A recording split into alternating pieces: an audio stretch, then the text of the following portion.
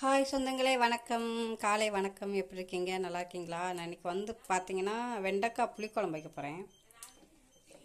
அதுக்கு நான் மசாலா ரெடி பண்ண போகிறேன். வெண்டைக்காய் புளிக்குழம்பு வைக்கிறேன், மசாலா ரெடி பண்ண போகிறேன் பாருங்கள். தேங்காய் எல்லாமே வறுத்து அரைக்க போகிறேன். பாருங்கள், தேங்காய் நல்லா கொஞ்சம் பொன்னிறமாக வந்திருக்கு.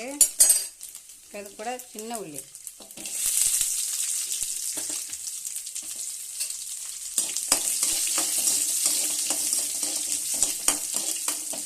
போட்டு வச்சுக்கிறேன். பாருங்கள், இந்த அளவுக்கு நல்லா கொஞ்சம் வதக்கிட்டு அப்புறம் இது கூட ரெண்டு தக்காளி போட்டு நல்லா வதக்கிறேன். பாருங்கள், எல்லாம் நல்லா வதங்கிட்டு இப்போ தனியாக எடுத்து வச்சு ஆற வச்சுக்கலாம். ஆறுனதுக்கப்புறம் அரைக்கணும். இப்போ நான் குழம்பு ரெடி பண்ணுறேன். ஒரு 2 ஸ்பூன் அளவுக்கு எண்ணெய் ஊற்றிக்கிறேன். 2 ஸ்பூன் அளவுக்கு எண்ணெய் ஊற்றிக்கிட்டேன். எண்ணெய் காயட்டும். பாருங்கள், எண்ணெய் காஞ்சிருச்சு. 2 வெந்தயம், புளிக்குழம்புனாலே வெந்தயம் போட்டால் தான் சூப்பராக இருக்கும். வெந்தயம் போட்டுக்கிறேன். 1/2 ஸ்பூன் அளவு கடுகு போட்டுக்கிறேன். 2 கொத்தளவுக்கு கருவேப்பிலை போட்டுக்கிறேன். அப்புறம் வெண்டைக்காய் போட்டுக்கிறேன். வெண்டைக்காய் போட்டு நல்லா வதக்கிட்டு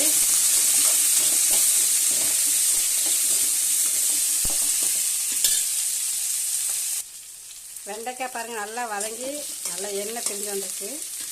இது கூட நான் குழம்பு மிளகாய் தூள் போடுறேன்.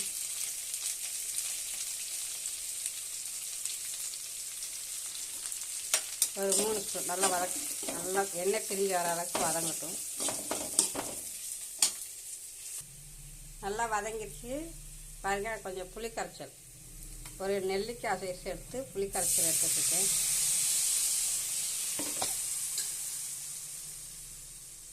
தேவையான தண்ணி,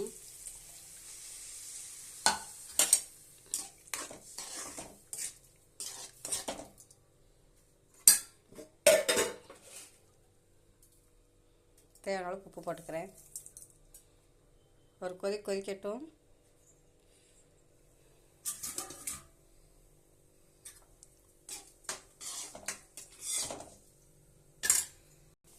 பாருங்கள், கொதிச்சுக்கிட்டு இருக்கு. நம்ம ஏற்கனவே அரைக்கிறதுக்கு ரெடி பண்ண மசாலா அரைச்சிக்கலாம்.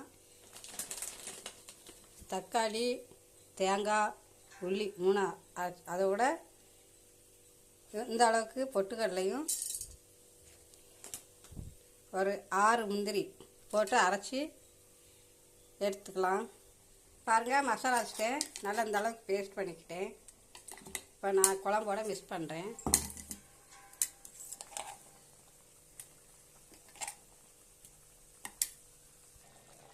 பாருங்கள், புளிக்குழம்பு ரெடி ஆயிடுச்சு.